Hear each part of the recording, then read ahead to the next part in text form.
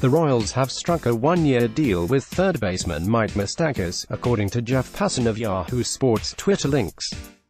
John Heyman and Robert Murray of FanRag had reported earlier that the Scott Borers client was nearing a deal to return to Kansas City. The contract will guarantee Moustakas just $6.50 far shy of expectations heading into the winter. That comes in the way of a $5.50 salary for the coming season and a $1 buyout of a $15 mutual option for the 2019 campaign. Moustakas can also earn up to $2.20 via incentives for the coming season, per Passan. The bonuses would be maxed out at an achievable 450 plate appearances per Bob Nightingale of USA Today Twitter link. Clearly, Moustakas expected more when he turned down a $17.40 qualifying offer from the Royals at the outset of the off-season. And for good reason. The 29-year-old was viewed by many as one of the best players on the open market. Indeed, MLBTR predicted the 29-year-old would secure an $85 guarantee over a 5-year term. As things turned out, the market just never developed for Moustakas. Potential landing spots dried up throughout the winter as organizations signed other players, found cheaper alternatives, or decided largely not to add to their MLB rosters. Meanwhile, the Royals spent much of their own off-season trimming costs and waiting to see if they could coax back Moustakas' longtime corner infield mate, Eric Hosmer. That pursuit ended without a deal, seemingly leaving the Royals' position to embark upon a full-blown rebuild. Bucking the league-wide trend, though, Kansas City has elected to dedicate some cash to put a quality product on the field in 2018. It may not be enough to make for a clear-cut contender, but the Royals have certainly added a lot of productivity in signing Lucas Duda, John Jay, and now Moustakas in short succession. Better still, the team has improved its 2018 outlook quite a bit without tying its hands for the future. It still seems that a longer-term outlook will define the team's approach, and it's certainly possible that some of the new additions will end up being traded at some point in the coming season, but the Royals promise to be competitive for the coming season. Signing Moustakas does come with a cost beyond the payroll hit.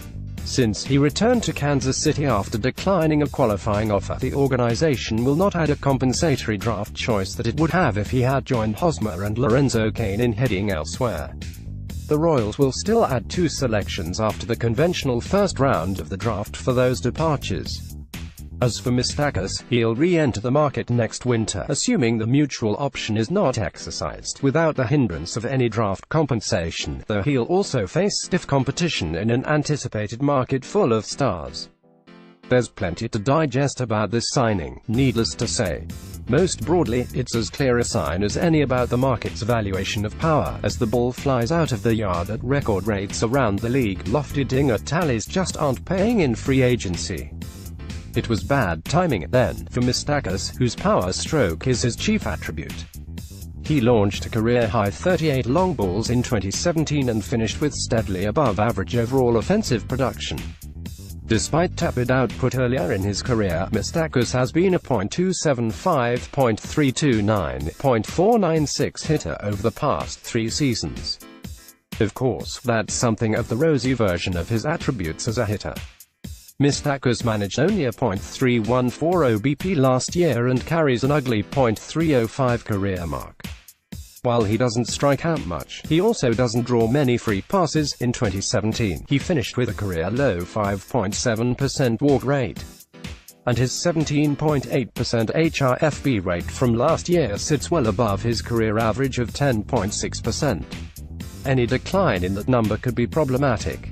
StatCast suggests Moustakas was fortunate to fare as well as he did, crediting him with a .331 xWOBA that falls shy of the .355 WOBA he ended up posting. Teams certainly may also have been a bit wary of Moustakas' abilities in the field and on the bases. Fangraph's total base running statistic marks him as one of the league's worst base runners, with -5.4 runs tallied in both 2017 and 2015, suggesting that his intervening ACL tear wasn't solely to blame. Defensive metrics panned his glove work, too, with DRS -8 runs, and UZR -3.1, both casting Moustakas as a below-average performer despite previously rating him at times as a quality defender at the hot corner.